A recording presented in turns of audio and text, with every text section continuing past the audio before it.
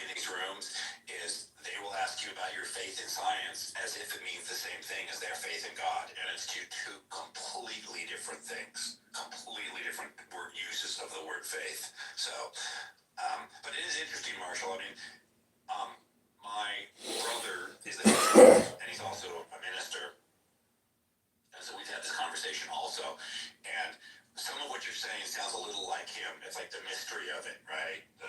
The community of it, the fact how much help it was to him when he had some trauma in his life, and he also ties it in with his love of physics. What does he call it? The balance of equations. When equations balance perfectly, and he thinks that's really sort of like mystical. But it's definitely an interesting sort of approach. But I guess one thing I would ask is, when you were studying all this other stuff, did you ever study anything else? Like, did you ever study like a history of literature or a history of anything else where you have to apply those tools in a different way? So I was a history major. I majored in Middle Eastern history with a minor in counterterror and sociology. So I took several history courses: history of the Republic of Rome, history of ancient and modern China, history of Nazi Germany. I was a guy who lectured in Germany for a couple of decades, as well as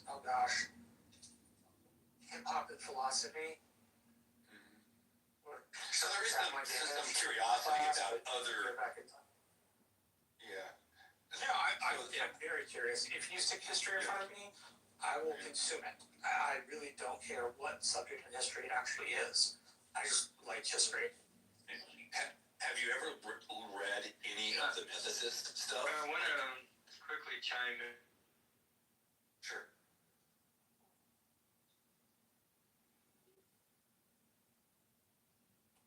You're muted, Alfonso. I don't know if you know. Yeah, I think I might have been breaking up, but I wanted to quickly comment on this notion that when people say, well, you have faith in science, it's no different. I think foundationally, the human experience is very similar, right? It's never identical. But where the difference lies is that our faith or our belief or our trust in sources comes from scientific process, right? It's a process that has been tested. But the way we look at the information, the way we read a scientific text is not that dissimilar to the way a believer reads the Bible. They might say, no, I know it's not a science book, but the authority that they see in it and the truth that they find in it is very similar. So I think from a human experience, we have to be honest that it's pretty much the same. What they're missing is what I was missing when I was a Christian, which was, why should I read any other book? Why should I find any other knowledge if the Word of God itself is here? So I really didn't feel motivated to researching much outside of it. And I would assume that the majority of Christians do that as well. But the book tells you to do that too, right? I mean, that's part of my problem with it. The book says, faith is belief in things without evidence. And science says faith is belief in things with evidence. Yeah. And that's fundamentally different. Exactly. But I don't think it's neuropsychologically different. Okay. Because the experience they're having within that is, the authority that they see in it is very much akin to the way we are reading it and we are experiencing it, right?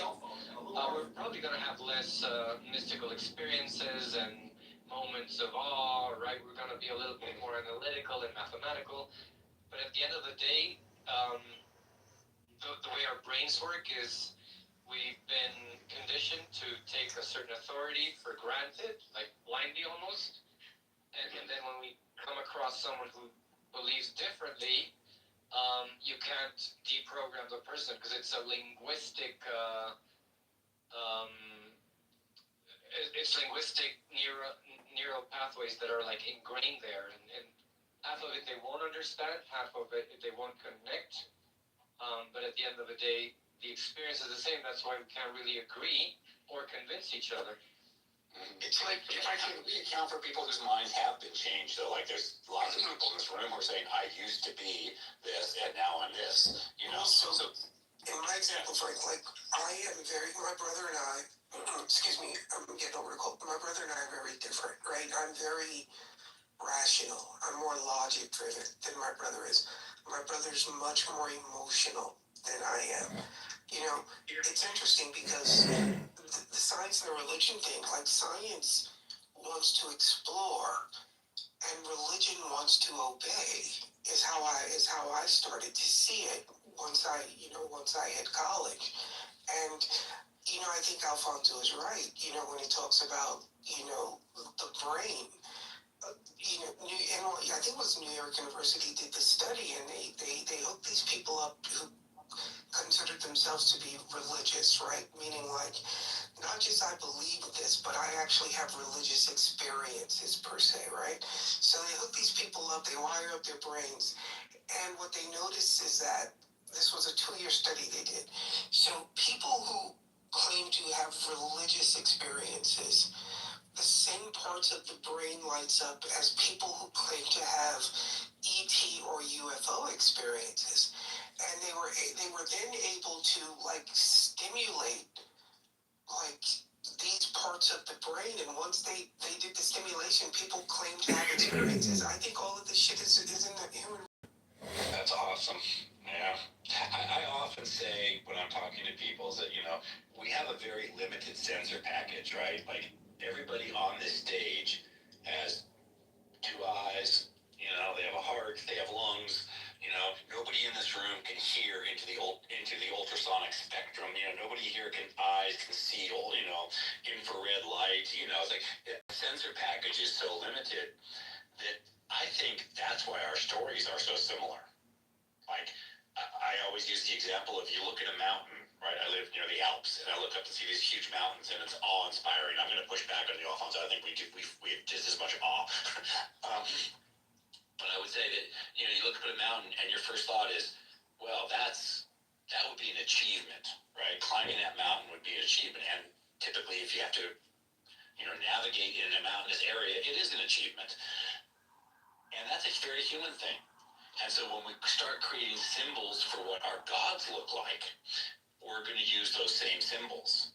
Mountains, pyramids, temples, all that kind of stuff. Because of our limited sensor package. It's like we're all kind of seeing within a bell curve and experiencing the same things. And just radically different outcomes. Yeah. No, I agree that we all have, we have a sense of awe. I preach this as an atheist constantly, right? I'm like, how can consciousness emerge out of atoms and molecules and all this? How can the universe and the earth be so huge, and how can my brain entertain the beauty of temperature and sexual attraction and eating food and all these things? I do think that's a huge thing, and people think, oh, because you're an atheist, you don't experience these things. Yeah.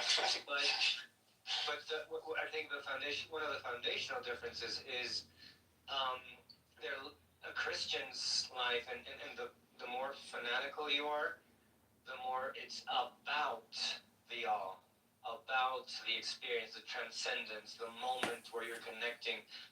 So I reconnected with Hare Krishna movement here in Bolivia. I used to be a Hare Krishna monk as a child. And I reconnected, and I made a friend. I remember that about you, yeah.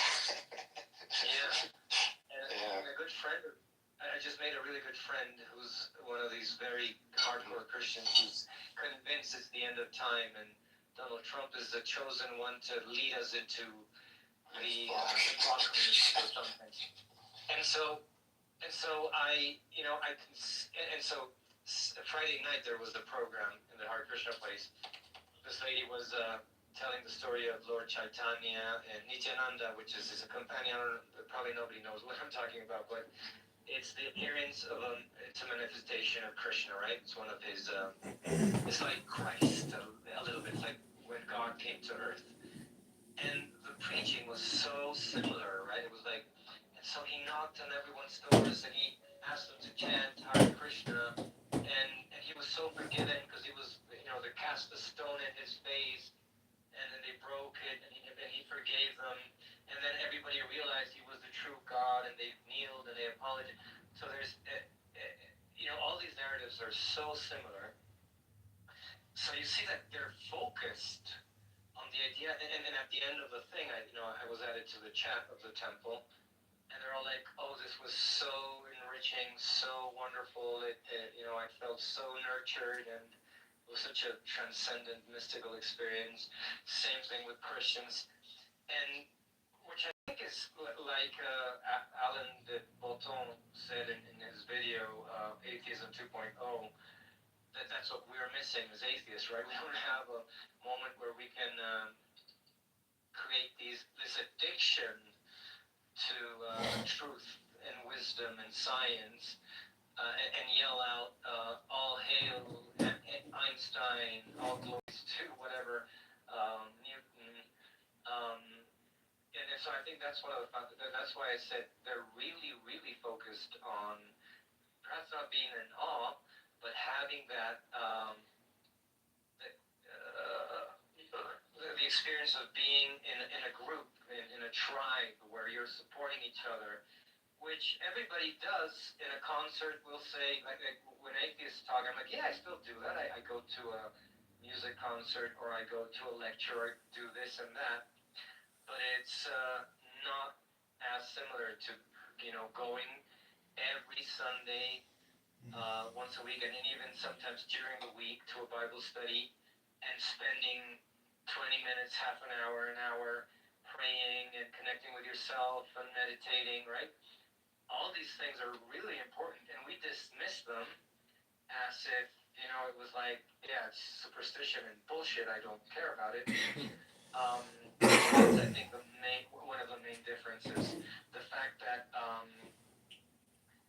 at least me, I myself, and most of us here, are very much about logic and yeah, we care about emotions, but there is something foundational in humanity, which is that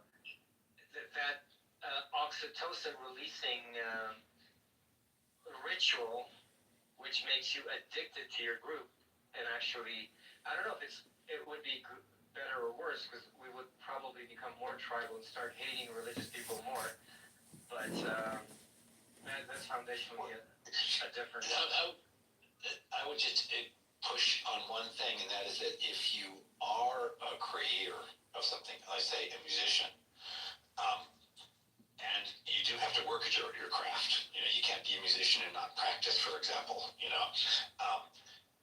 do get that recurring sense of awe and that sense of craft and awe, and I don't, on an ongoing basis that you wouldn't get from just going to a concert once every couple months.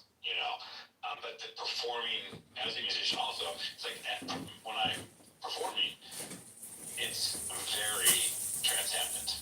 Performing is, but it takes that weekly work also. So I think maybe there is something about whether you're creating it or just experiencing it occasionally that makes a difference too.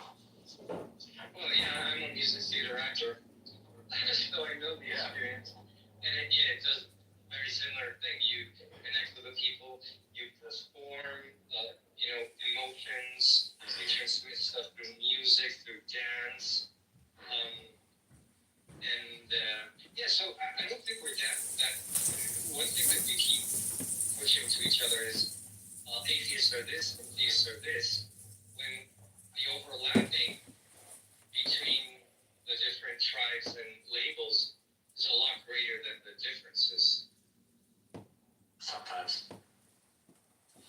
I think most of the time. I don't know. I suppose maybe if you choose your audiences carefully, but if I looked at the world written large, I'm kind of going with what Daryl says. there. It's not generous towards humanity at the moment.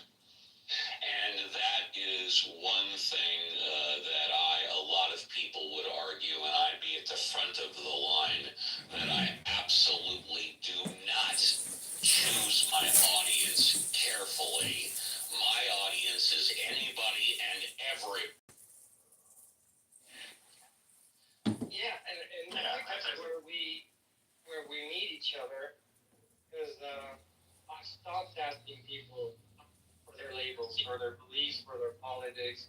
And when I engage in a conversation just about our daily lives, our work, our hobbies, all these differences in this, oh, you're an atheist, you're an asshole, or you're an idiot, you're a superstitious guy, falls apart. And the world shows that. You go into work, and you might have Muslims and Christians, and they're all in there doing the work, right? Things aren't popping out, and people are like, oh, I'm not gonna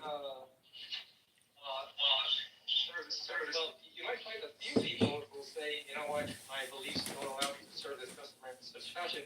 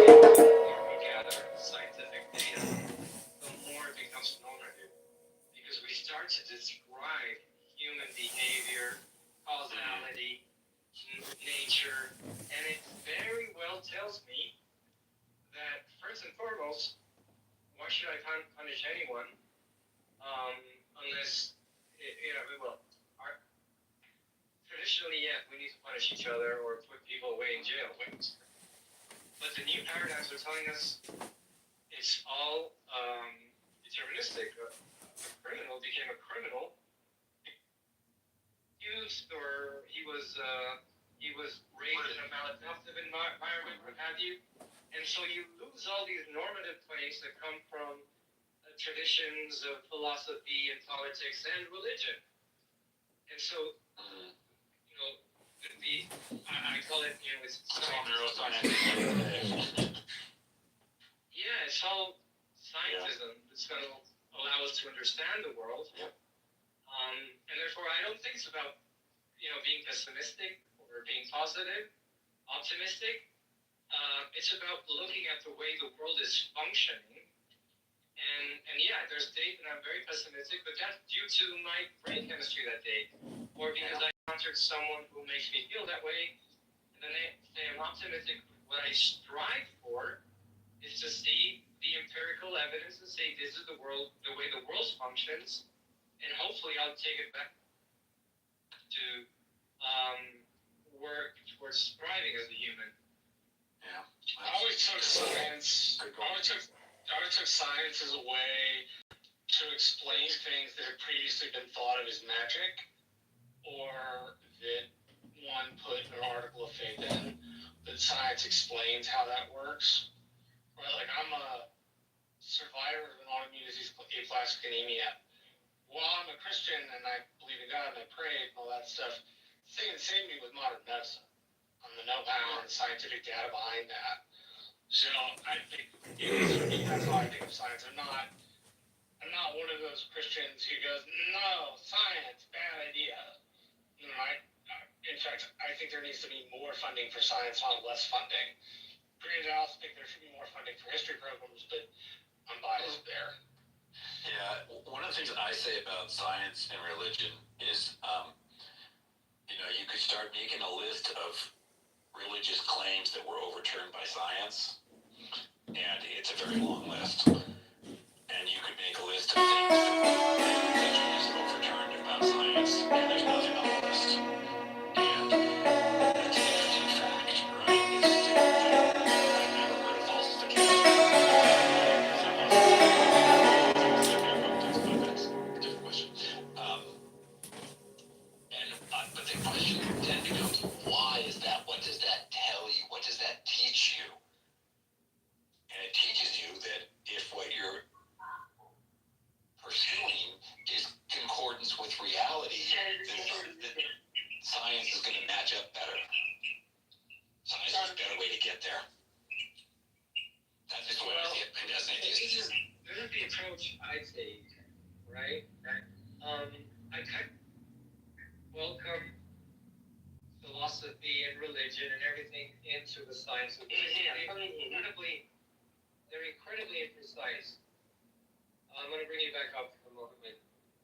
They're incredibly imprecise. They have tested the world. They've for example, for generations, someone started taking their neighbor's property, sleeping with their neighbor's wives, and that created conflict and murder and what have you. So they came up with a law that said, do not covet thy neighbor's possessions, right?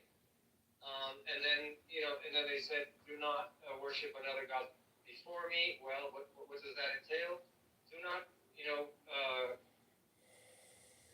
fraternize with other tribes. Don't believe in the bullshit they believe in, right? So I think the main difference is science brings us precision, right? It's no longer philosophy and religion. They're all telling us how the world works. They're falling aside to traditions and rituals, and science is taking preponderance, whether we want it or not. It's taking absolute preponderance in our lives, and these other practices, they're trying to incorporate science to find scientific or pseudoscientific arguments, but again, the baseline experience is very similar. And that's where the big difference lies. That it is, let's say, a pseudo-scientific experience, what all humans are going through, because it works. Things work even with their lives, right? If you're in a church, you'll be like, yeah, I prayed so I felt the Spirit of God. It's not true that the presence of God was there, but it's a collective thing that keeps them together, and according to them, it has an outcome that they come together, whatever it is, right? But why does it never stand up to let's just take what you said, prayer. We know that prayer fails empirically 100% of the time, and in any sort of true study of it, I'm not talking about an individual anecdotal thing, but any true study of prayer has demonstrated that it has, zero outcome impact. And that's interesting to me, that something that is that easily disputed and debunked still maintains so much power. I think the explanation go ahead. I don't know. It's that. I'm talking about sort of just meditating, right? We sort of have explanations for that. Sort of, group experience. I did Quaker meeting for years, just because I love the silence, and all that stuff. But I'm talking about actual intercessionary prayer. The experiments they did prayed for. Dawkins talks about in his book, The God Delusion, Yeah. how they pray for this group, and then they have a control group where they don't pray for the group, and in one, so the two groups are prayed for, one isn't. One of the groups that are prayed for is told they're being prayed for, and the other one isn't told. And yeah, like you said, there's no evidence of anything happening, except that the people who knew they were being prayed for apparently did worse. Yeah. The assumption is that the idea that you're told that you're being prayed for is because you're probably in bad shape. You get scared. Or you might just, maybe keep smoking cigarettes because you're being prayed for or something, Yeah, but it's not, again, it's not logic, or at least the foundations, the axioms on which logic are predicated, that rule over whether something is believed to be true. Yeah. So the way prayer works, I think empirically, is people get this sort of certainty. Un poquito más. Is it going to be popcorn, Alfonso? Oh, yeah, I'll give you a mic in a second. So I think what actually happens that works when we pray is that especially when it's out loud, people are saying things that like people want to hear. People, you're self-conscious, and you're saying things that you subconsciously want others to hear, or what you're aspiring to. So it has a social function, right? Now, when you're praying on your own, it's a simple process, but you're speaking to the several people inside your mind, right? Because you think that there is a God listening. So prayer does have an effect, just not the supernatural one of, like you said, provoking, owning a car or finding a parking spot,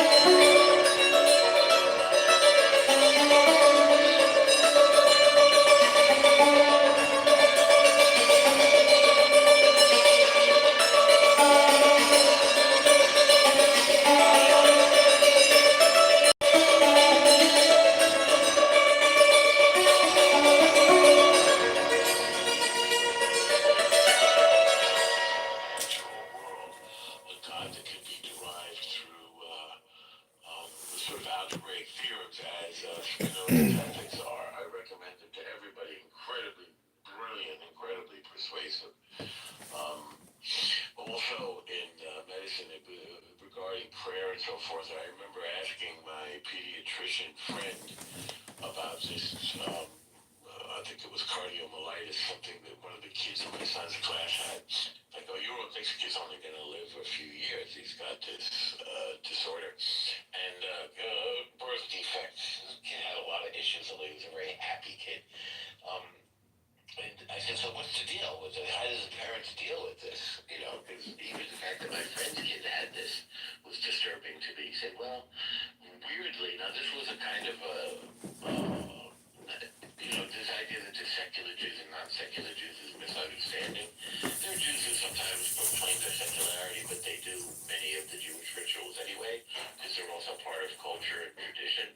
You know, everything from food and keeping kosher to resting on Shabbos or fasting on Yom Kippur. Anyway, he was one of those kinds of Jews who went to synagogue just maybe a few times a year. But, you know, a Jew has a Passover Seder like almost every Jew does. And he said the ones to get through it are the Christian. He was up in a non-Jewish area of New York near Woodstock. The families that cope with it best are the ones who are believing Christians, because that's the kind of people that were up there. They can't hear anybody. What did the woman say? Is that the background noise? There you go. Okay. You're playing. Everyone's leaving the room. I think you know the answer. People are very interested. I think you know the answer to the question. Everybody likes it, right? So of course I am. So if you want me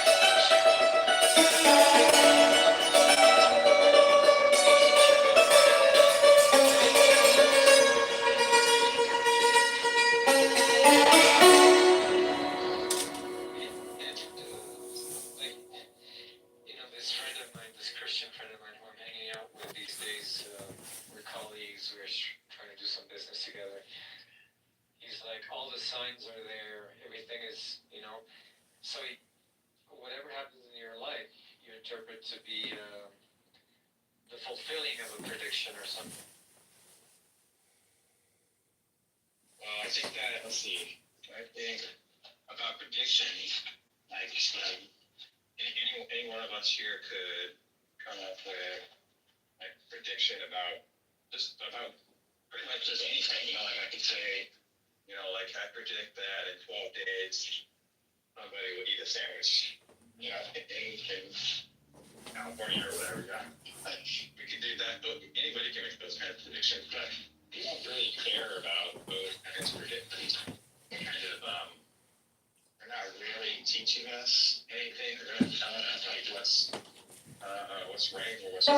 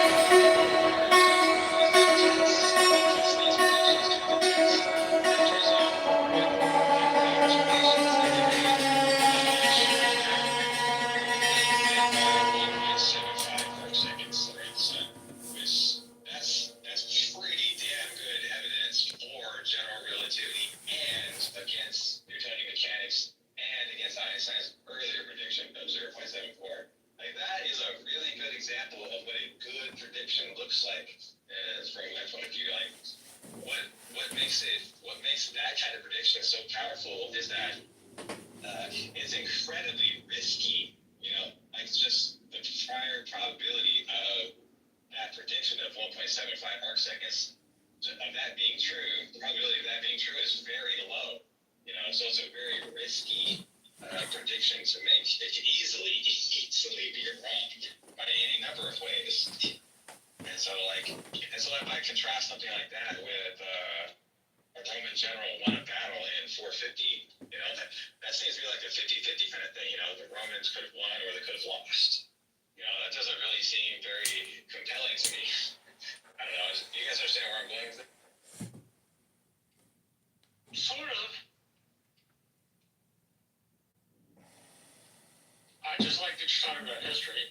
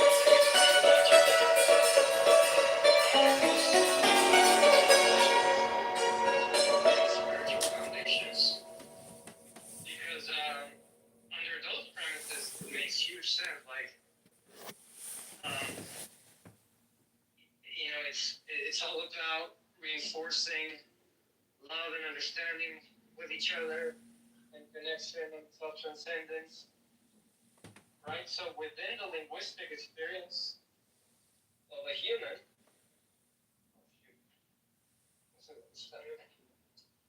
within a human experience, it's very logical, I think.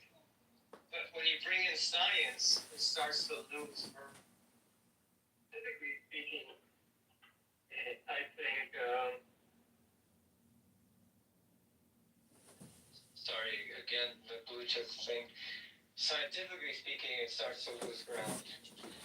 But because of the axioms and the foundations of what have become our understanding of what it means to be spiritual, what it means to connect with others, to strive for something better, and given the assumption that we're a soul and not a body, right? And that's, I think, what something atheists, I don't know.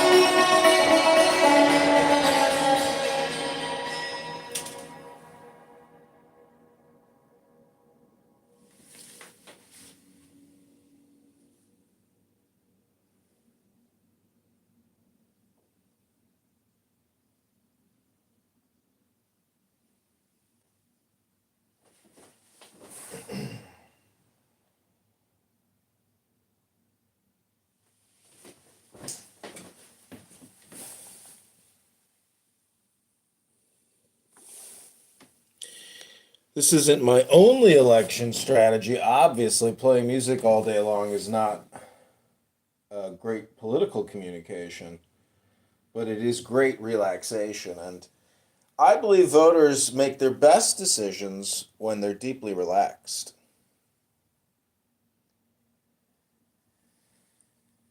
You can go to Sora or YouTube if you want to check out John Kitover's relaxation videos for voters of the 16th district.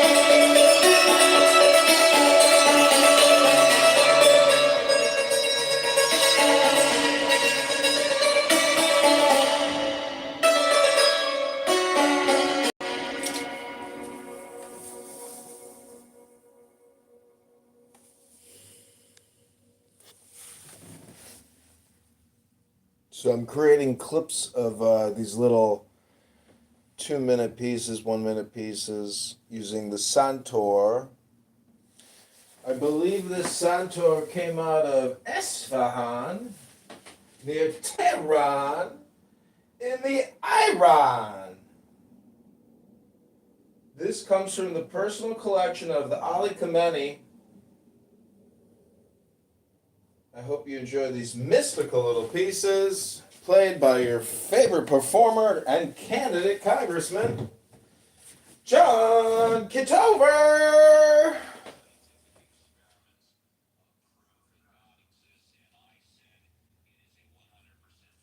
There has never once been a scientific experiment to prove or disprove God. And she asked me, how do I know that she's not what she says she is? And I says, because of that fact. And then there you go.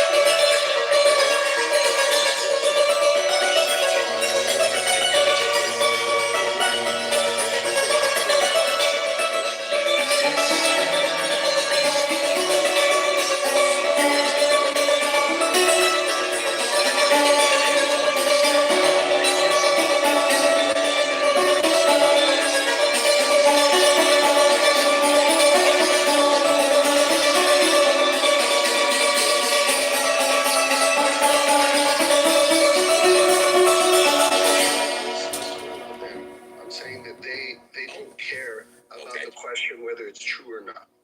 They don't care, the Christians, in majority. There are a few, I think, like the fundamentalist Christians that actually do believe that God is literally real, but I think for the majority of them, that's not the power that religion has.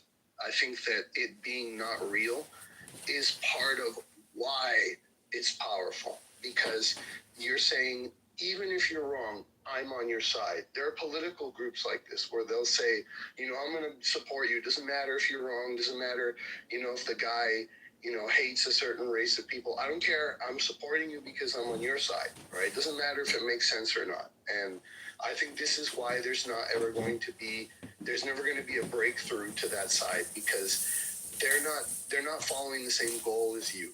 You're here looking for what's true. They don't care. For them, it's what's the benefit. It's not who's right. It's not what's right. It's who's right, right? If, for example, that other group, to actually challenge what they believe will require going against certain groups of people, will require burning their affiliations. And it seems kind of, I just don't see a breakthrough. Like, I think that there can still be really good discussions. Like, for example, a question I heard that I really like and I'd like to hear tackled is that even if God is not real, when it comes to human history, humans have kind of evolved, co-evolved with religions. Like, religions have been, not all the time, obviously, but for a long time, we've had religions in our societies that keep order. I don't know if you've heard this one before, and I'd like to hear what you think or anyone else thinks, that religion is a part of humanity in the sense of it helps people make decisions, even if the decisions aren't themselves very logical. Like, for example, the marriage one is a great example. They'll say, a man or a woman doesn't have to understand why it's important to be monogamous. They only need to fear the consequences of some bogus God punishing them if they're not. So what do you think about a lot of beneficial things that humans do? Do you think that humans are capable of doing things if they don't have a religion to punish them for doing it? Or you think that the modern person in aggregate, they don't need that, They can absolutely make those decisions. They don't need the hocus pocus anymore. What's your position on that one? Well, my answer is you literally asked 5 different questions in the past 30 seconds. So my position is, if you would be so kind, why don't you ask the questions again one by one? I'd be more than happy to give you my position. Oh, you can pick your favorite one, but I'll pick one if you want me to. I want you to. I can answer one of them. If you like. Sure. But you know what, Elliot, go ahead, please, by all means, please, Elliot. I like the last question. You know, do we need to have consequences for our actions? From the way I interpreted your question was, do we need consequences for our actions from like a divine authority? That's sort of the way I interpreted your question. And it turns out clearly the answer is no, because that was probably one of the primary things you get from what came out of the Enlightenment and all the Enlightenment thinkers is that reason trumps divine authority. Like, we can reason to how we should govern ourselves. You know, we can reason to what we should do, what's right and what's wrong, what's moral, what's immoral. That we can reason to these things, and that human reason is more important or better suited, perhaps, than divine authority. Battery is at 100%. Or something like that. So I don't know if that answers that. I agree with you. I think it's possible. But what do you think about people in aggregate? You think everyone's These are the meta Wayfarer 2s. We're now recording. Falls in terms of population? Oh, it's called a Santor. Now we are free. Is that a question for me? Yes, this is Hans Zimmer. This is the new Hans Zimmer performing for you new Hans Zimmer music. I hope you enjoy the show. Like the live stream, share the live stream to your X account, to your Meta story. We are recording new Hans Zimmer, the world's famous. Now we are free. I think You're free, dude. You're free. Right, wrong. You give them the tools for how to do that, and you give them the evidence. They can figure it out by themselves. I can't actually. It's difficult. But that doesn't mean that this will always happen. That doesn't always happen. But This is naturally grown like cannabis. certainly modern humans. Now, smoking is not healthy for you. It's very damaging to the body. People can do it. Is that right? And if, you partake, I suggest you play some music. Do something productive with the additive chemical to the bloodstream, to the brain consciousness. Hello? If you want to talk or just popcorn, just preferably one person at a time.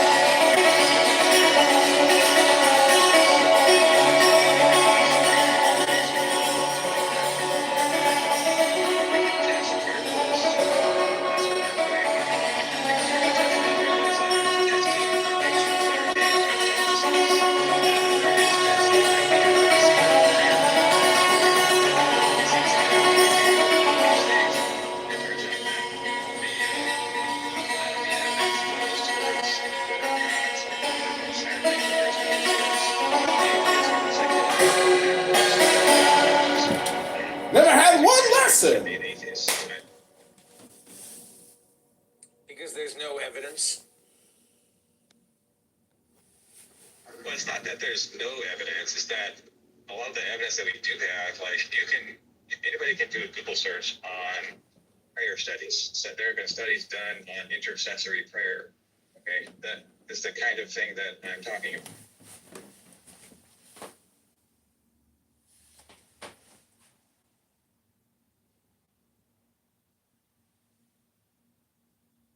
I have never heard the term intercessory prayer, and I can't look it up right now, but I don't know what that. To intercede. I thought all prayer was to intercede, no? It's to intercede in behalf of, to ask for something so that it is provided to another person, like. Not yourself? Not yourself? Yeah. Uncle Steve loves to make assumptions. Gotcha. And you know what they say about guys that like to make assumptions, right? So basically asking for a miracle, asking for someone to get healed.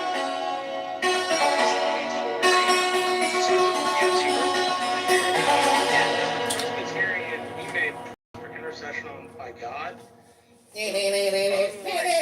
Orthodox, the Roman Catholic Church, or the Episcopal Church, we don't have any intercessionary beliefs of saints.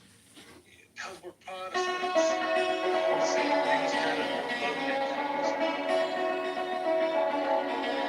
Yeah, that's my understanding as well. Like with Catholics, they pray to, when they pray to saints, they want to ask those saints to ask God. And it's this weird, like, change the reality of their prayers that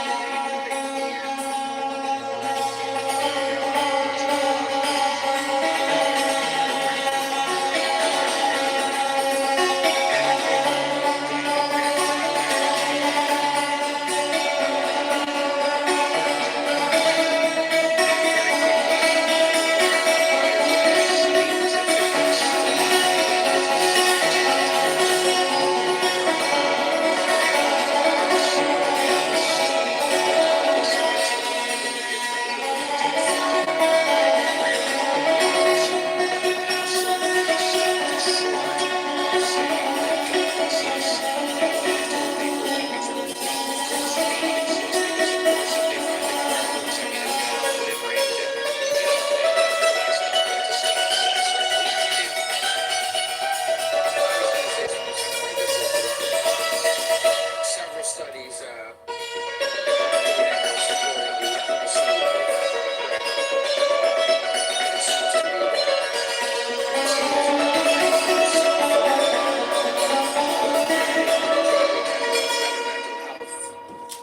and then they got higher test scores in the high school. But praying for somebody else's cancer to be healed, the prayer has no effect on that. Right, because when we measure such things, we also have to measure it against It is a things like tattoo, yes. placebo effect. You know, and that's the Behold the shining light of Hashem, the whole point of shining bright upon his people is in to measure outside of the Shemayim. placebo effect, because you know one group is not getting the thing; they're getting the placebo, right? And so we know that a pill, a sugar pill, is more effective at curing what ails you, statistically speaking, than no pill at all, and that a gel cap is more effective than a sugar pill, and an injection of saline solution is more effective still than a gel cap, right? And then there's this even weirder thing that we have to defeat. There's the nocebo effect, in which people who are given what has otherwise been demonstrated to be legitimate medicine are told that it doesn't work. And as a result of having told them that, its efficacy goes down, right? So there's something going on with regards to mental health and physical health. They're related. There's something happening there that we can't deny. And it doesn't want to study in medicine. Scientists just know in regards to mental health, there have been many documented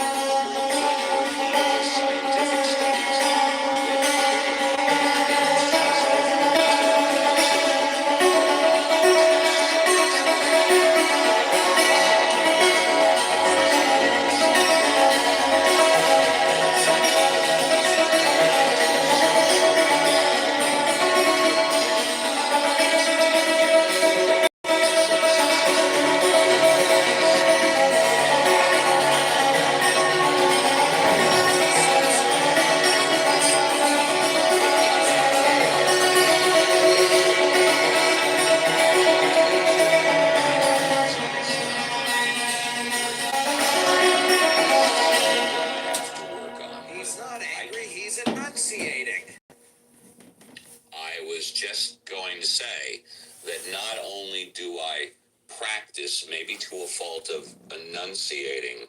I have learned to choose my words very carefully, and sometimes I enunciate, which is not favorable to other people.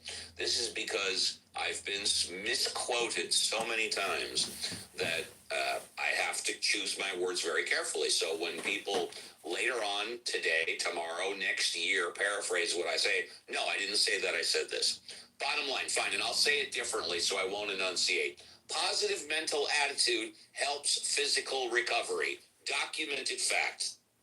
Yeah, Steve is a proud graduate. I love you, Steve. I didn't mean to criticize you in any way. No, it's okay. Teasing you lovingly. You tease away. Sorry, T. A proud graduate of the Howard Cosell School of Speaking, right? Ladies and gentlemen, boys and girls, right? Look at that little monkey go. Hey now.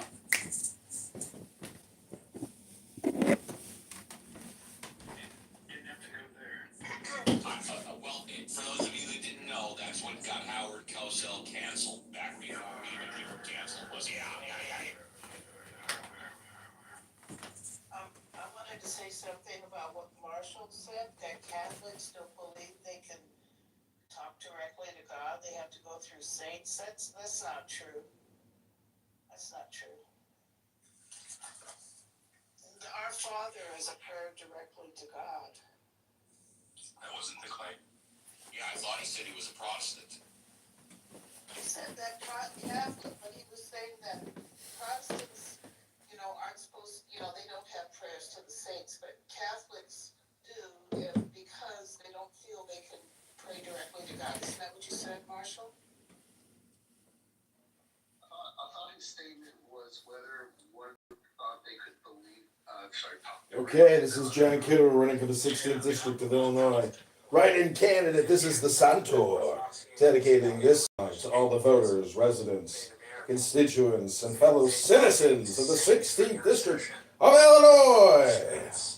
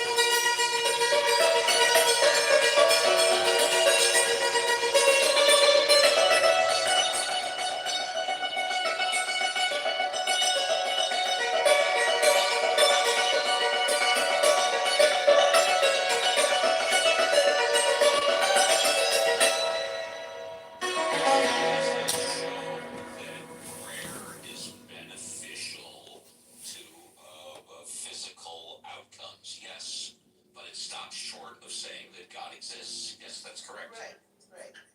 Yeah, what the fact of the matter is that the placebo effect is the bane of medical manufacturers, medical researchers, because the placebo effect is so damned effective, right? If it weren't so effective, we wouldn't need things like the double blind, because they wouldn't be the thing we're trying to beat. But we're trying to get over that statistical average of just telling you things are going to get better, right? And also the key thing to point out is the prayer for others has no benefit. There's no efficacy to prove that actually. You know, when I had a couple of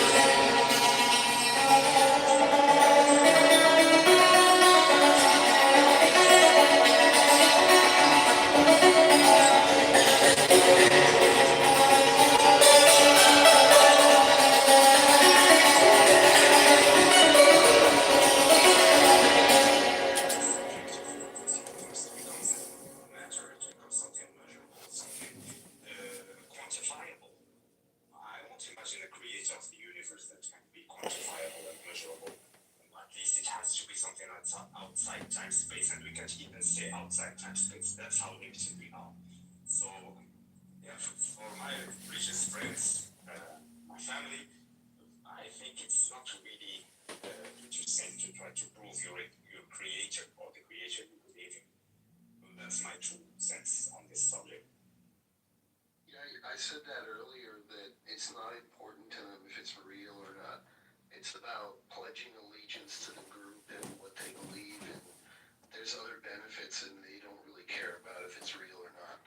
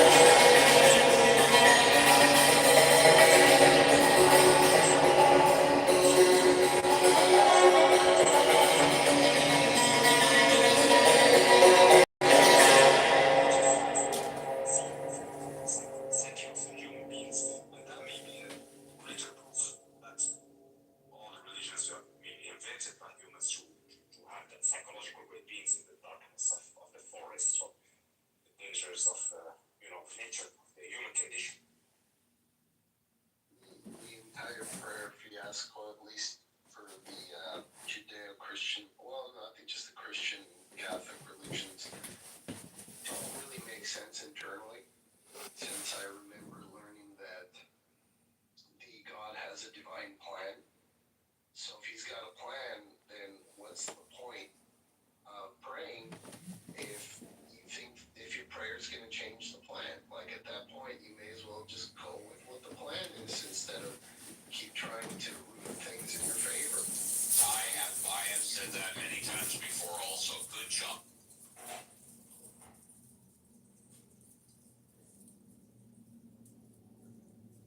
But let's keep the way you say that makes people angry. I'll have to change up the way I speak. I think it's the volume. I think that's why the guy with the PTR trash bag said he thought you were angry, because the volume is. I'm naturally amplified. What can I say? I don't agree, but that's my guess. I think it's just because you're loud, they think that you're mad. It's perfectly okay. I believe, and I have a lot of objective evidence for this. I am the most imitated person on Clubhouse.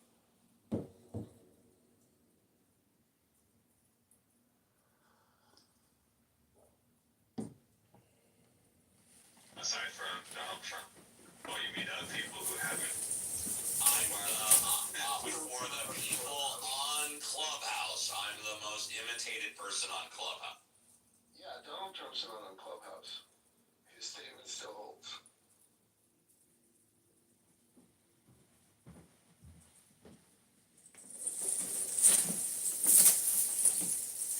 Also evidence of why states and political entities repatriate sovereign religious institutions. I will double check on that. Religious institutions. Look how useful they are. You can have votes, you can have support, you can have anything you want as a politician. People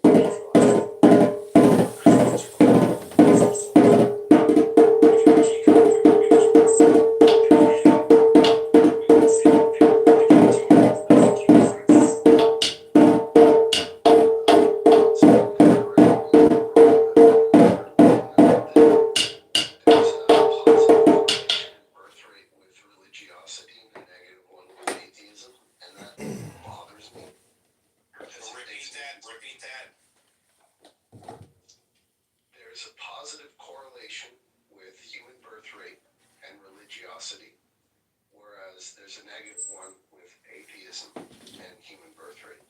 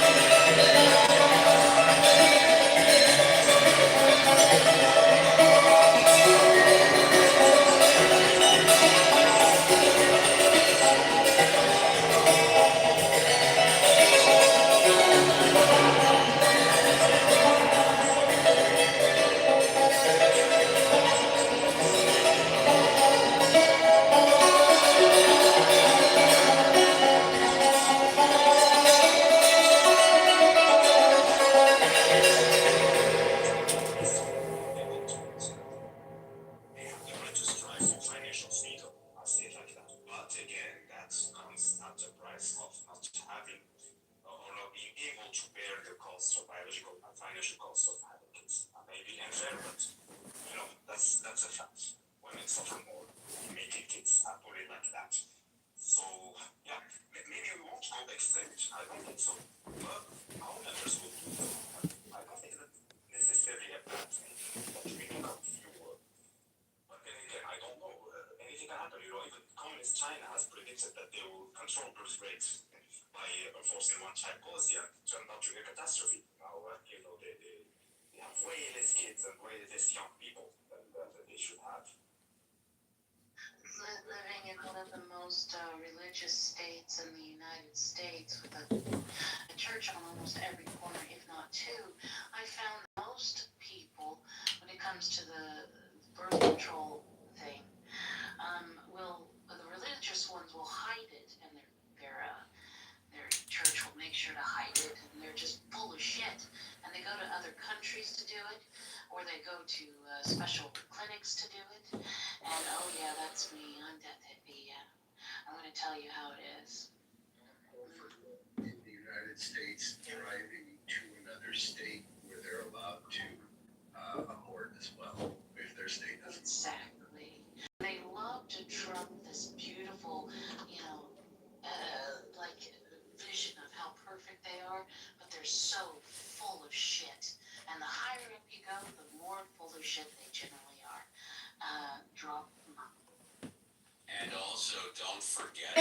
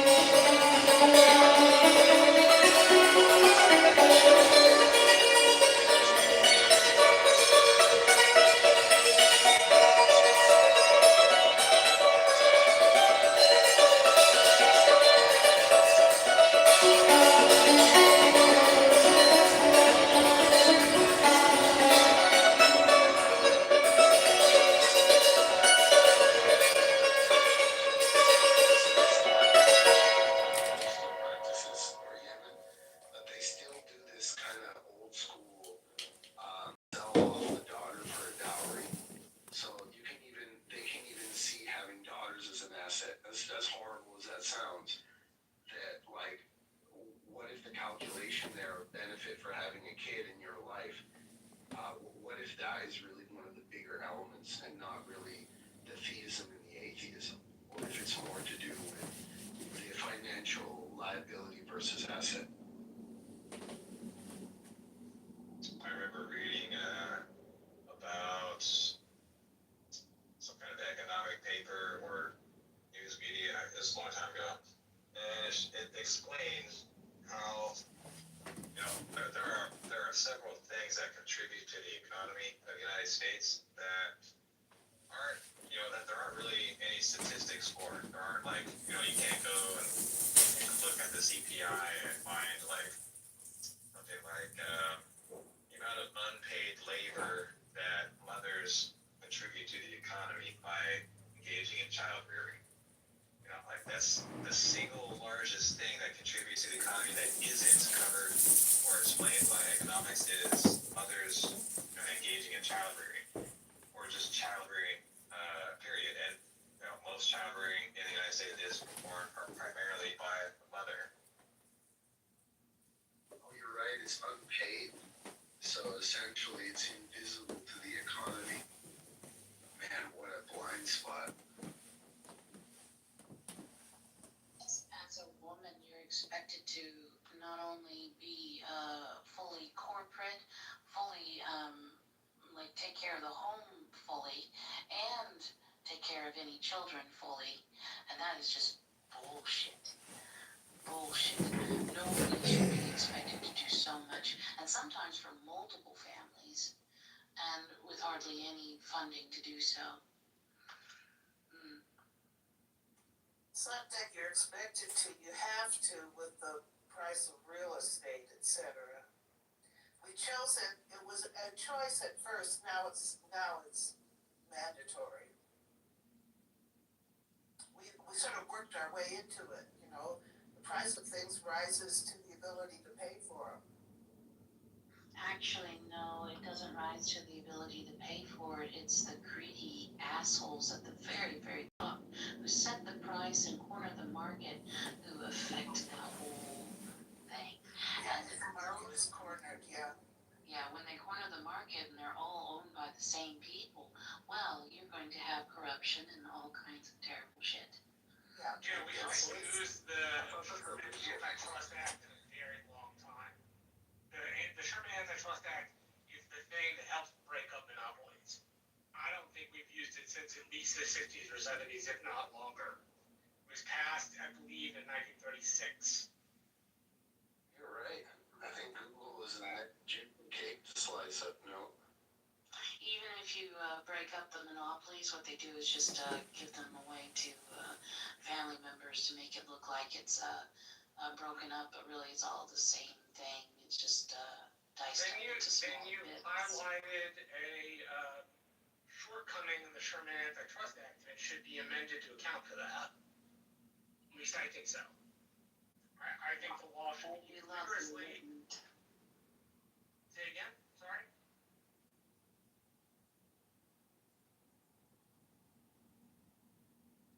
Laura, I didn't hear the last thing you said. What was it?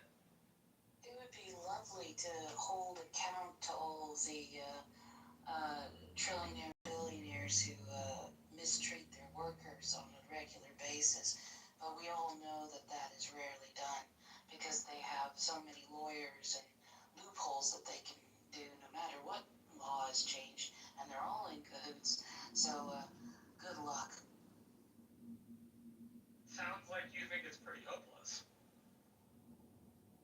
If you know anything about economy and how people act when they have power, and you've sat in those circles, you sure will have very little. See, I'm on the exact opposite end. I do local politics, campaigns mostly, and that has shown me the power of change. What enough people who are concerned can do to make their area better. I grant you, changing law on the federal level takes a lot of time and a lot of money. And it's not one of those things that happens overnight. I'm more glass half full than glass half empty. Have you ever been homeless and expected to figure out how to navigate in a system that does not reward you for merit, but class? No, ma'am, I have never been in a place where... Well, I would suggest that you do that because then you might understand the people you're trying to help.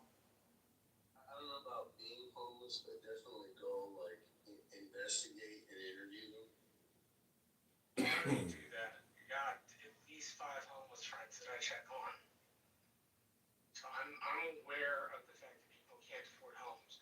I have just been blessed and lucky enough to never live in that situation. And I'm glad that you're the one representing all of us, including those who are downtrodden, because certainly somebody who doesn't have any kind of inkling of what it's like to navigate that certainly is the person to be in charge of it all. Yeah, I wasn't suggesting I was in charge. I was just saying we had 2 different ways of looking at the issue. You seem to look at the issue as a glass half empty. I look at the issue as a glass half full. I mean, that's not. You're not really That's just a saying difference in. anything other than That's I'm being negative and you're being positive. That's not like saying, hey, I might I don't investigate on what actually is going on in my community and be a part of that part rather than just being on my high horse and saying that I know everything and I've never lived the experience. And when somebody tells you who has lived the experience that you might want to check into it, that you just tell them to not be negative, well, go fuck yourself. How about that? Yeah, hold on. I've got to interject. Aurora, you're a total sweetheart. I love you in more than a clubhouse way, but telling a mod to go fuck himself is not appropriate for this space. So that's just a warning. Again, I love you, but let's try and not do that thing. My apologies. Questions. I had at least 2 questions. So there is a long history of very capitalist, free open market countries, free elections, slipping into tyrannical rule. The primary functions of this were where money flows upwards and centralizes. So, breaking up monopolies is more of like not so much stick it to the rich man merely because they're rich, but it's more like, hey, I like my country, I want it to stay around for a while, sort of thing, Yeah, that was my point, right? My head frame is like, what's the problem? How can we solve it? What can we do to make things better? Right? I think things can still be changed. I guess I hope so. That's my main point. I have a view that we can still change the things. I know the big change takes a long time and a lot of money, but that's not a modern thing. No. The founders designed our system to be that slow.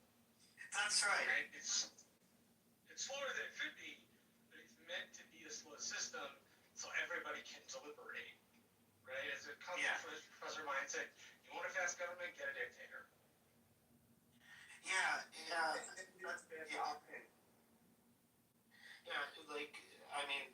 I think I cited this just a little while ago. Something like 50% of all democratic countries in the last 100 years, I could be wrong, it might even be 20 years, have slipped into tyranny. And there's no exceptionalism to any country whatsoever. So it's fully possible up here in my country, Canada, or in the United States for that to happen. Now, tyranny will look very different country to country. Some places more extreme than others, right? But there's no guarantee. Yeah. I have a possible suggestion for change. Maybe you disagree. Maybe there's a bad side effect of this, but getting rid of lobbying.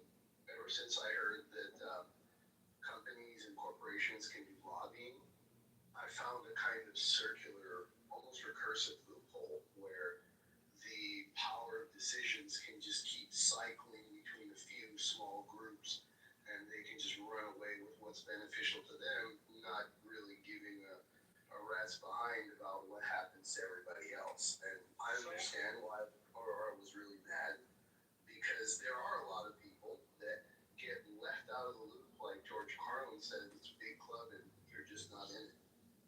Yeah, I'm going to suspect I don't think you meant what you really said. Because what you said when you want to get rid of lobbying means that you don't want anybody talking to any government officials, just basically cutting off all communication for your opinions, thoughts on an issue. What I suspect you meant is that you have deep concerns, as do I, about how much money is included in lobbying and whether or not that money should be capped out by individuals. It should have more legislation regarding corporate financial lobbying, and we need to get more. We need to get the financial end more regulated. I really don't think you meant that all lobbying should just stop altogether. There's also another piece. There's a loophole I see already, and the loophole is if you want to make it a cap per person, what stops them from just hiring a bunch of people on their behalf secretly, and then You're talking about the financial aspects and also.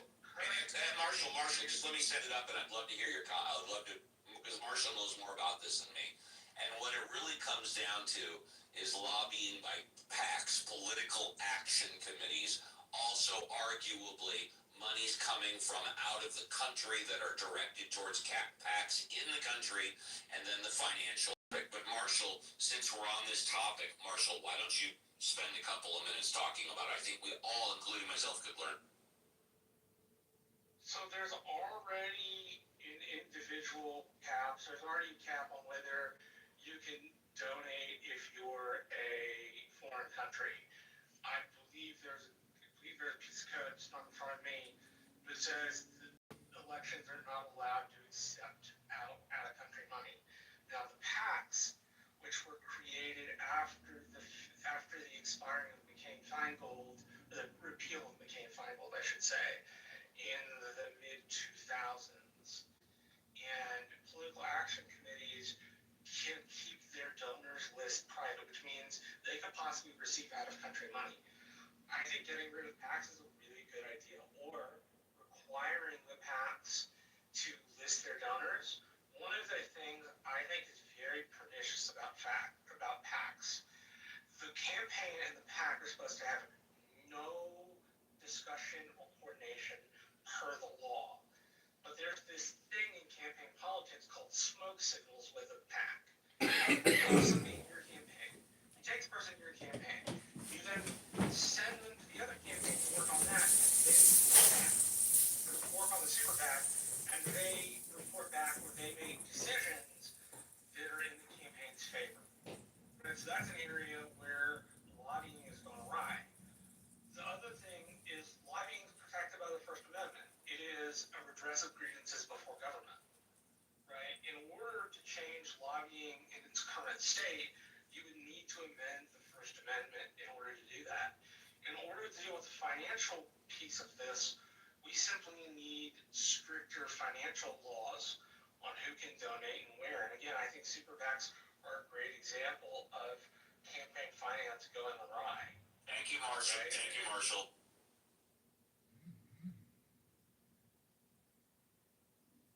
thank you for the opportunity to speak up here, but I got some things to do. So everybody have a good day. It's been a pleasure. Hope to see you back soon. Yep. Hopefully nothing bad happens to anybody, but who knows? See ya. You got it. Nothing bad's happening to me. Yeah, I agree with what Marshall said. The lobby is the process of democracy. But what you can do is to strip the government the power to interfere in the economy. If they don't have power, then nobody's going to lobby. Not going to lobby them. You encouraging that? Encouraging what? Stripping the government. Yes, stripping the. Okay, let's hold on. Let's get our terms correct, because I don't understand. Please tell me what you mean by stripping the government. Well, stripping the power off of much of. Okay, fair enough. What do you mean? What do you mean by stripping the power from the government? Yeah, so let's say the say, setting the industrial policies and all of that to interfere in how the economy should be run. Okay, I'd say subsidizing industry, giving the tax exemptions for certain people, but not for other people. Okay, so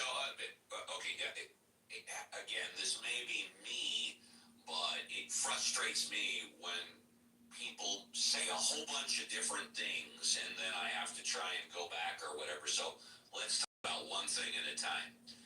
The last thing you said was subsidies. So you don't think the government should subsidize anything? Is that what you're saying? Correct. Okay. What about welfare? No. Nothing. Okay. Nothing. What about food stamps? No. Nothing. Nothing. Okay, you're in favor of the government subsidizing nothing. All right. Nobody. I completely understand. I also completely disagree with you because I think that is part of government's responsibility to help out the citizens when in need. I absolutely think there has to be many more checks and balances and accountability for the subsidies and monies that are spent, but I'm absolutely in favor of reasonable subsidies. Okay, what else do you mean by stripping the government's power? Yeah, so much of the regulation in the industry. Regulation. Yes. Are you saying that the government should not regulate anything?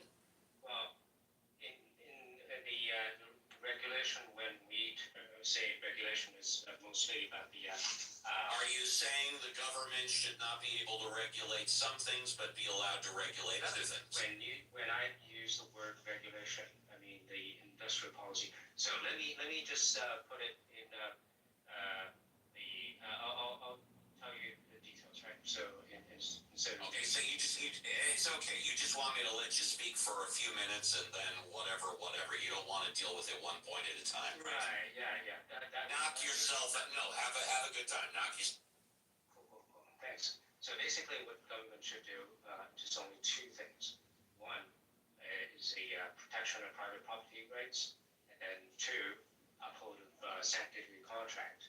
And in the event that there are corner cases, edge cases, corner cases, that the private property rights cannot be clearly demarcated, then only then the government steps in to manage that. That will be the only corner cases. So in the realm of protecting private property rights, we need the military to protect the whole country, and therefore protecting the private property rights of Americans, and then against any foreign enemies, and then domestically, internally, we need justice department, judicial system to protect individuals against robberies and violence and all that. So we need judicial system, police and all that. And then, of course, the judicial system upholds the sanctity of the contract that people have with each other. And that's all.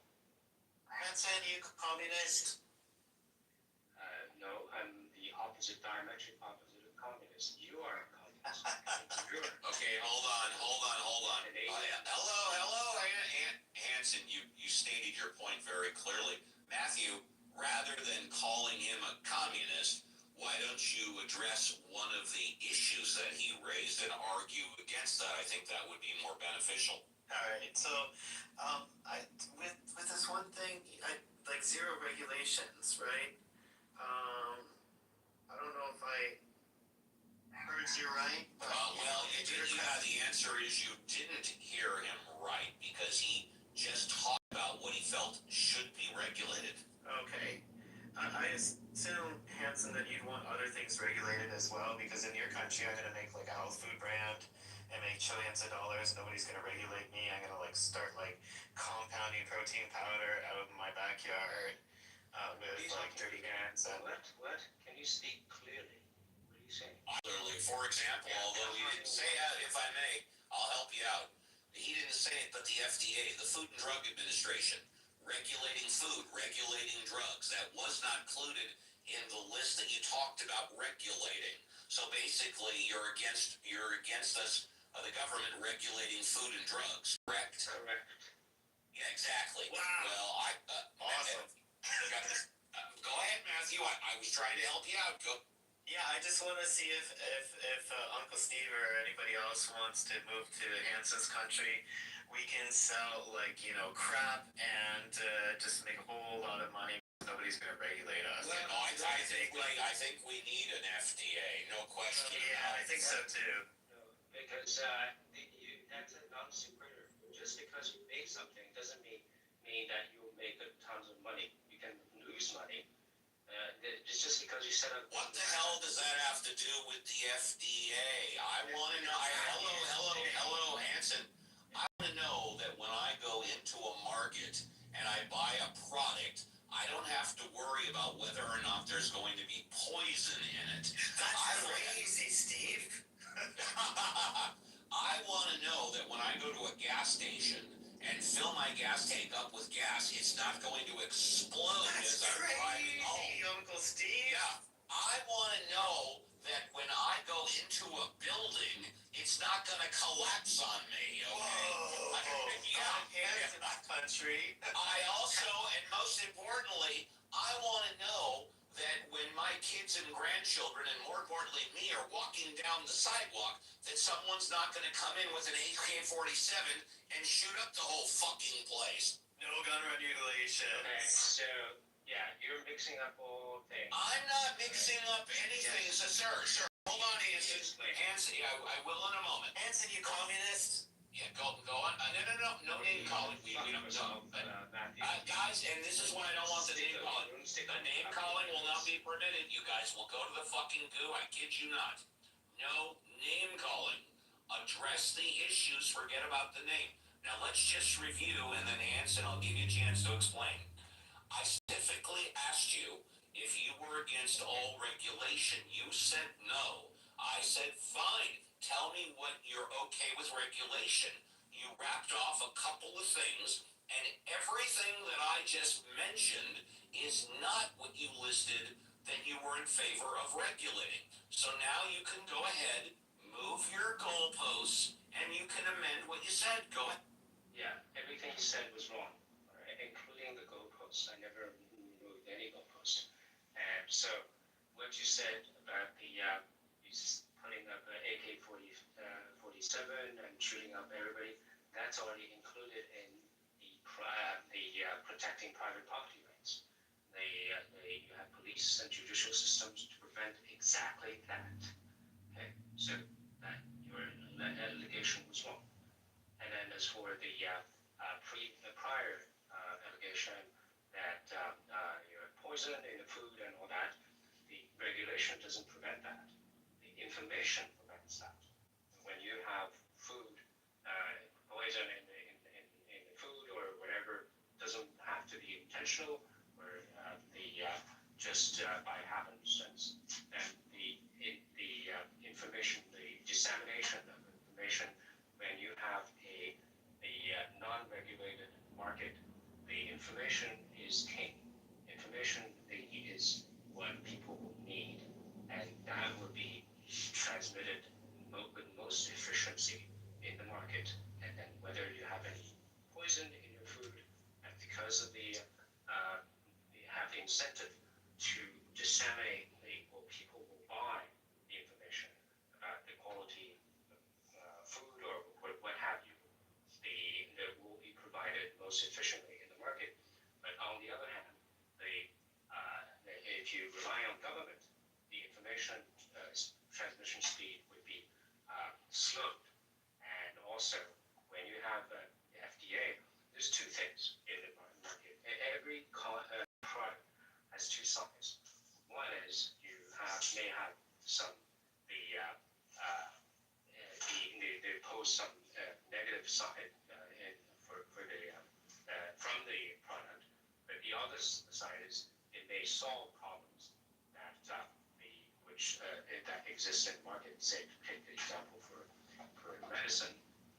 If you prevent the advent of medicine onto the market, you have illness, sickness that would have been cured had the drug coming onto the market. But there's also, of course, you have the negative side of the drug. Could be side effects or even the adverse effects. They should be discovered. But the thing is, the food FDA in its because it's a bureaucratic agency, it has incentive to prevent the food. I have to interrupt you. I'm sorry. All government is bureaucratic. Yes. So they are incentivized because when you have a bias in incentivity,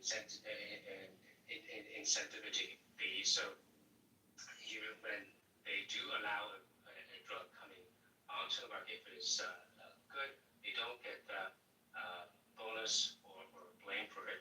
But if there is any side effect, even if it benefits one group of people, but not the other, but they'll get blamed for the side effect that harms. All right, I think we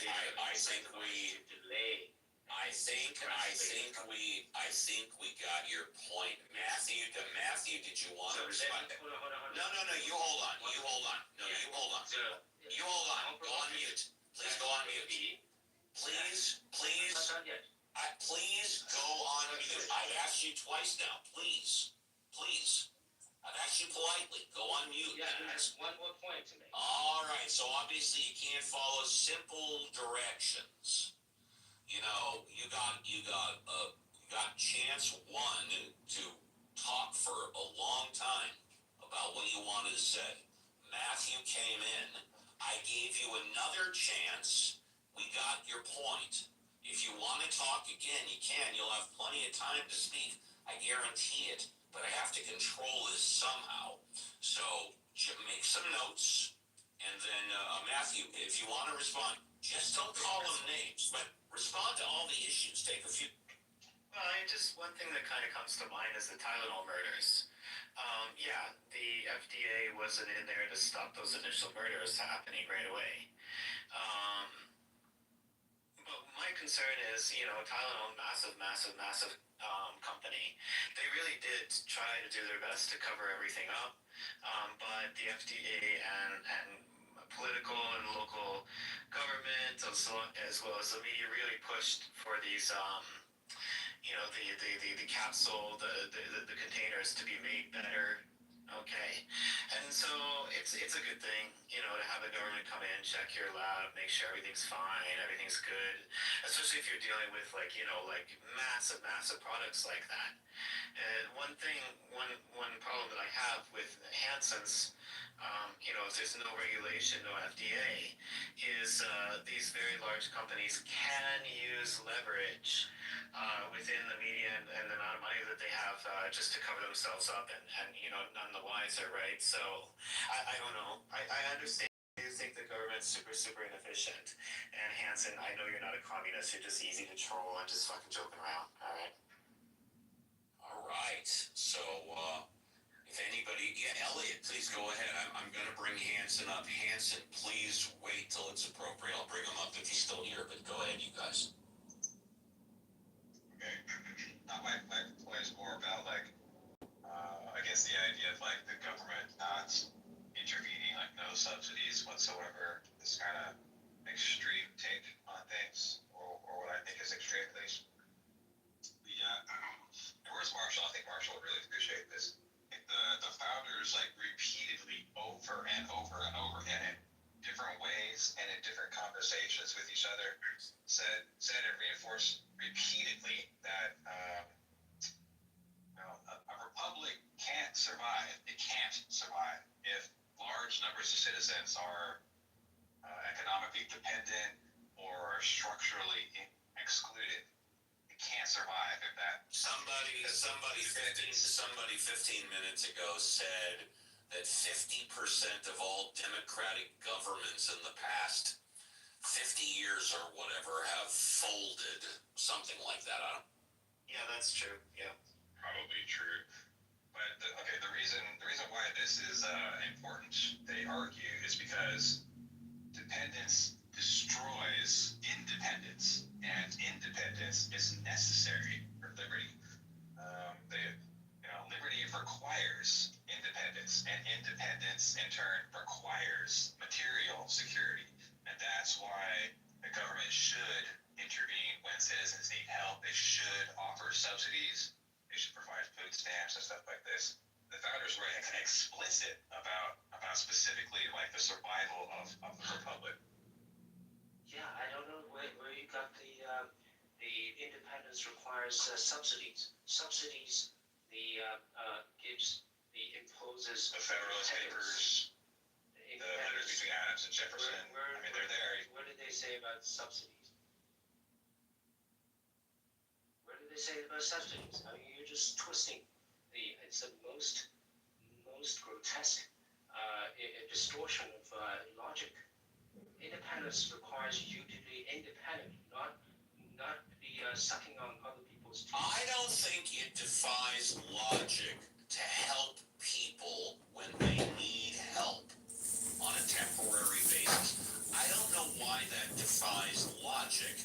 I know that in my wheelhouse, when people are injured, when people are disabled, that if you don't help them, that their injury and their disability can linger and last longer and get worse. And then what inevitably happens is they get used to a lifestyle of not working, where it becomes more difficult for them to be productive later. On the other hand, if you help them right at the start and let them know that we are doing our best to help you get back on your feet so you can be a productive member of society again, that they end up being productive quicker. So I don't think it defies all logic. I completely disagree with you. No, this is a defy logic because it doesn't say the independence doesn't mean the subsidy. Okay, so and relying the kind of just completely relying on other people, the helping. That doesn't make sense. I'm not advocating lifetime welfare. I'm talking about temporary assistance. You don't need temporary. Well, yes. Well, look. No, you can't. Because when I speak, you listen. It's that simple. It's my fucking room. I'll run it the way I want. If you don't like it, leave quietly. Great, fantastic. Good, fantastic. You don't like it, leave quietly. That's what the button is there for. When I talk, you listen. It's that simple. Okay, so, you know what? I blew my cool. My point was made. I don't need to restate. Yeah, so it doesn't exclude help. Okay, the free market capitalism is the best system to help, but it is just you need to in exchange for help, you help others and voluntarily. That's the point. You don't force people to help. You voluntarily help other people. That's the point. Well, yeah, sure, but I mean, like you are arguing against the founders of the country right now. You're contradicting what they're saying. They're saying what I explained earlier was that independence requires material security. Okay? Independence requires material security, and liberty requires independence. And republic requires liberty. Okay, you can see how these are necessarily linked. No, because you don't. You're right to say logic. You're right to say that the founders didn't talk anything about subsidies. You're right about that. And It's my girlfriend's from what they said to subsidies. Words in founder's mouth. Okay? And then it's not logically, it's a non sequitur. Your whole thing, your logic of the logic of what you said was completely false. The material security, yes, material security comes from independence. When you have a free trade, the material security will flower from that, will comes as a consequence of independence and freedom to trade.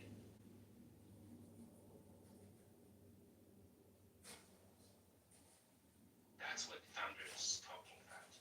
Do you identify as a libertarian, Hanson? Yes.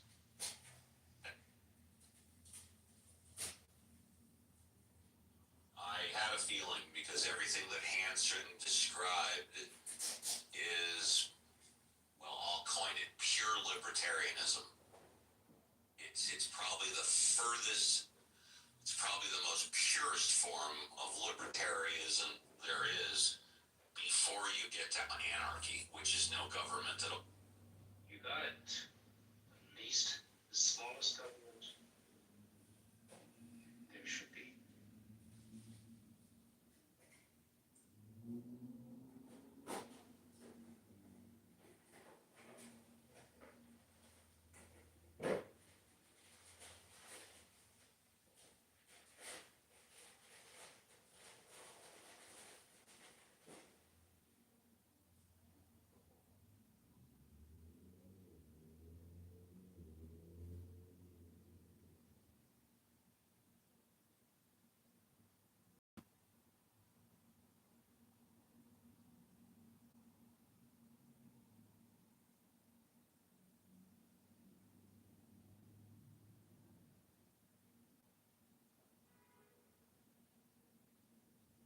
JCC, you there, bro?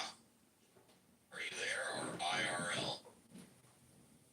He's IRL. No, I'm here. I'm in the middle of doing stuff. What's up? I'm listening. Did you hear me blow my cool? Yeah, I heard that. I've calmed down since then. It doesn't take me that long. Oh, man. If you're in the audience and want to come up, it's a popcorn-style room. Just one speaker at a time. Be respectful. Argue the issues. Don't call people names. I got enough names called at me a lot.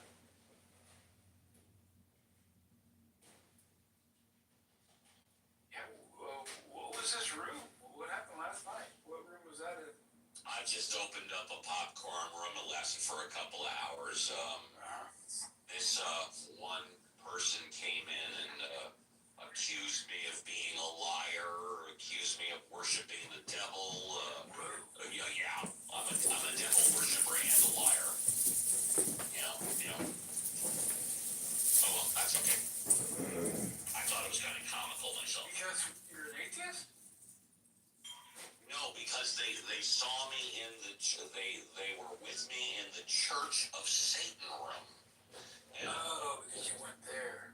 Yeah, and I said I haven't been in that room. And they said, yes, I said, did I speak? No, I just saw you on stage. Guilt by association. I said, well, yeah, I didn't know it was a Church of Satan room. And I go, I don't worship the devil. She goes, well, I'm gonna go back and tell them that you're an atheist. I said, don't stop there. Go into every room and tell them that Uncle Steve is an atheist. They go, and she goes, well, why do you want me to do that? I said, because I'm a numbers whore. Right. Talk about me, baby. That's right. Talk about me all day and twice on Sundays. The devil is a lie. The devil is in the details. Ho Chi, see, I pronounced it right. I got it right. Thank you.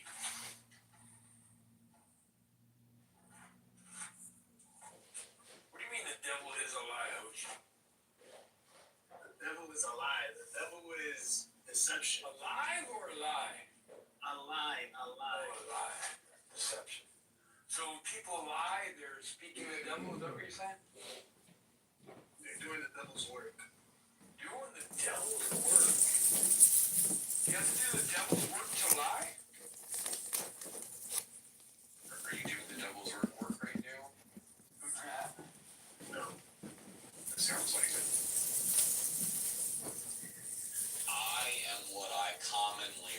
number 2 is making the rich richer. Does the devil need to exist for people to lie, Hochi? I don't know. That's a weird question. I'm not gonna lie to you. Why is that a weird question? If you say people who lie are doing the devil's work, that sounds like you're entailing the devil exists, right? Yeah, the devil exists. So, does the devil need to exist for people to lie?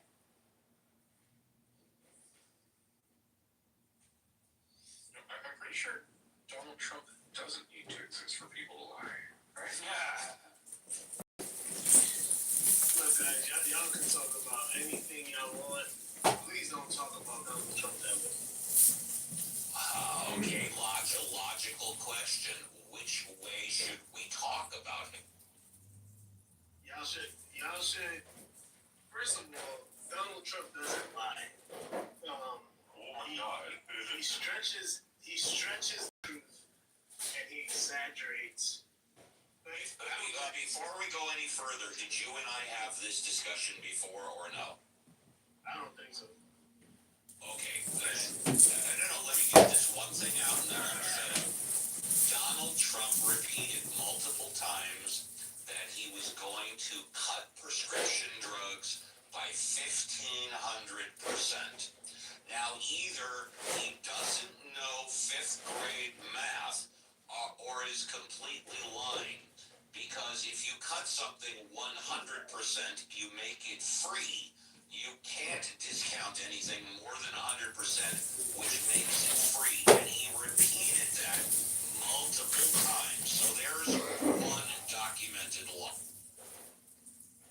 I don't know, like, we don't even have to look very far. We don't have to go very far to find like a fucking whopper from Trump too.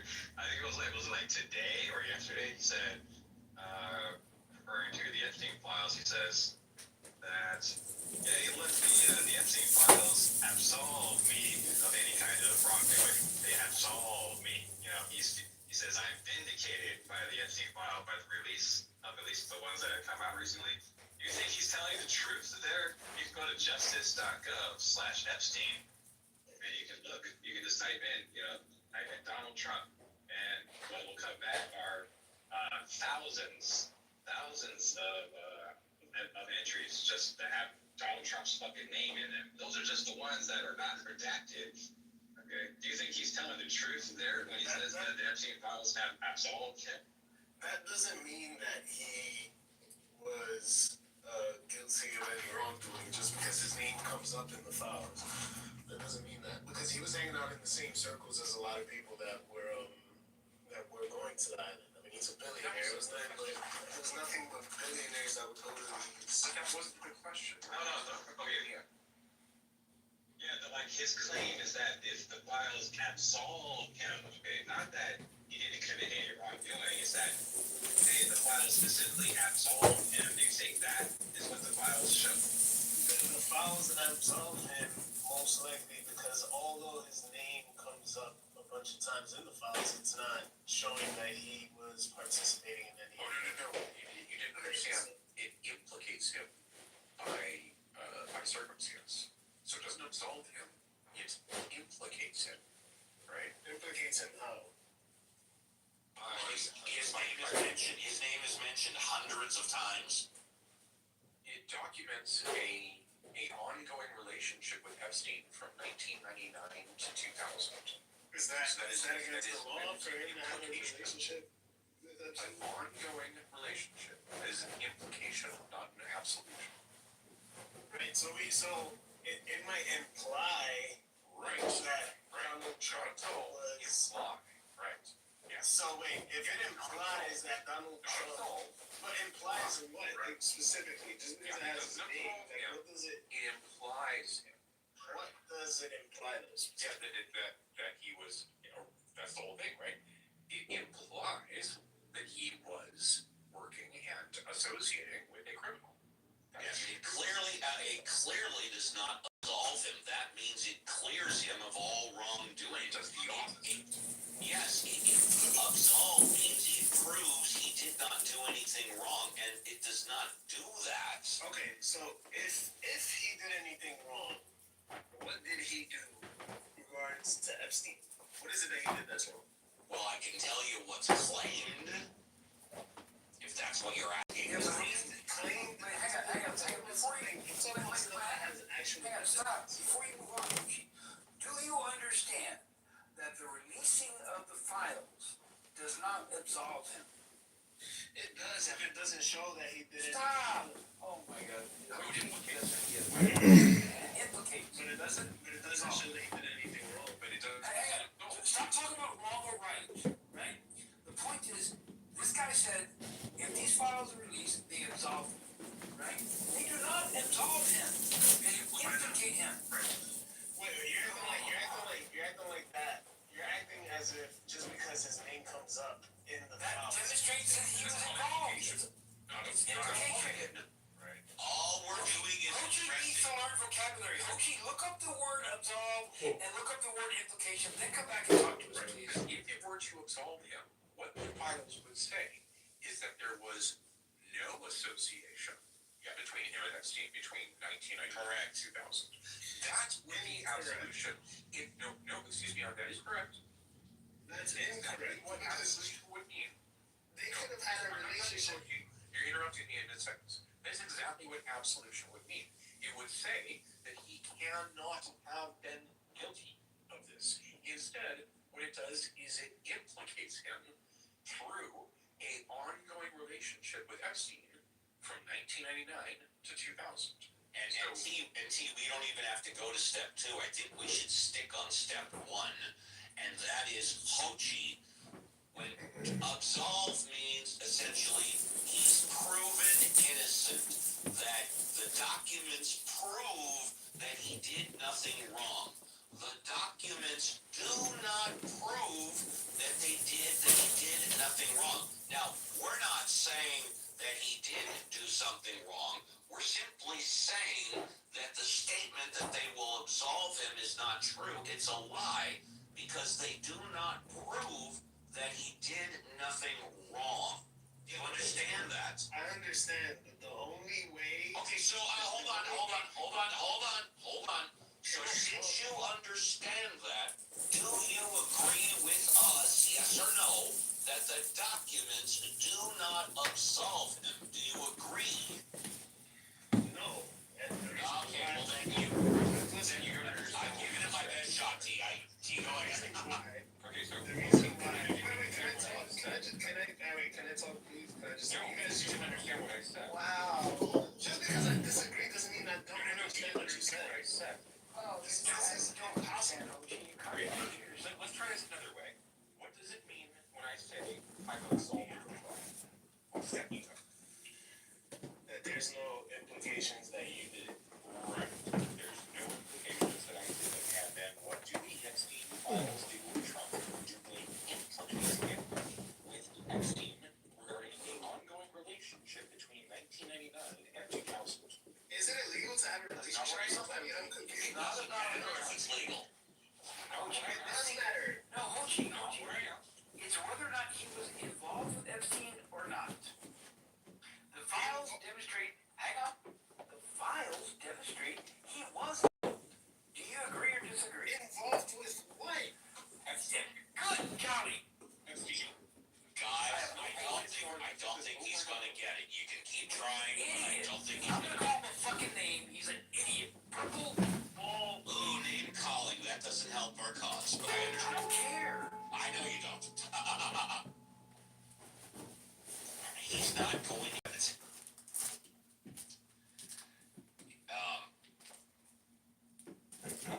There's only so many times that I can bang my head against a wall where I just throw up my hands and say, there's nothing that I can say that's going to convince him otherwise.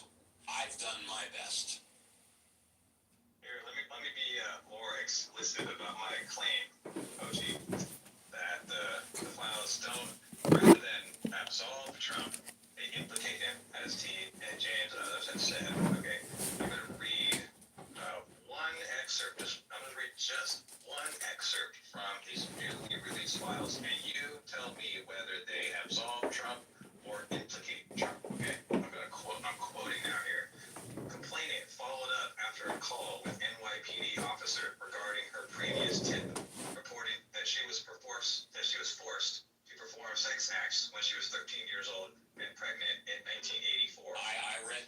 decided that 2 hours ago, just FYI. We discussed that 2 hours ago, but you can go ahead and. Okay, but this is for Hochi's benefit. Gotcha. Go ahead. I'm sure he's All right, already Hochi, read continuing that. on. I'm sure he hasn't actually. Complainant also reported there were high-profile individuals involved in her sex trafficking and the murder and disposal of her newborn daughter. Complainant reported Donald Trump participated regularly in paying money to force her to perform sex acts with him and alleged Donald Trump was present when her uncle murdered her newborn child. Now, the question here is not whether this is true. The question is does files like this absolve or implicate Trump in crime? I don't know who that lady is, but I don't know what that's about. Look, let me just talk. No, you should just say they implicate, right? No. And be honest. No. Yeah. So the thing is, right? If this lady is saying that Donald Trump was this lady Implicate Trump by name. Hochi, did you catch that? Hochi, let me try it this way. Something we haven't said. Hochi, implicate does not mean proof. Implicate does not mean guilty. I'm not saying that that's what it means. I'm just saying that he's absolved if they haven't proven that he did anything wrong with the file. No, he's implicated. No, he's implicated, right? By virtue of the fact that he is mentioned in those files are implicating him. Not, see, in order to absolve him, they would need to say the opposite. They would need to say Donald Trump was not involved. Then they would absolve him. Or take it all the way to the trial and found not guilty. Which, yeah. If he did something Implicate does wrong, not mean charged. Implicate does not mean guilty. Implicate does not, excuse me, Hochi, I'm not done. Implicate does not mean he's actually done any of it. so you agree that he hasn't. Hold on, You agree that he hasn't been. Implicate simply means that the suggestion has been made. That's all. That's all it means. Basically, it means nothing. It just means nothing. No, it means no. I told you what it means. It means accused. How about this? It means accused, Hochi. Hochi's accused. He's accused. He's accused. What's more important to you guys? Whether or not he did, or if he's accused? That wasn't the question, Hochi. I'm not answering their question. I'm asking you a question. I noticed that, but the question is he implicated or is he absolved by the Epstein files? The correct answer to the question is he is implicated by the Epstein files. Does that mean that he is made guilty by the Epstein files? No. Nobody, I'm sorry, I'm not done yet. Nobody has suggested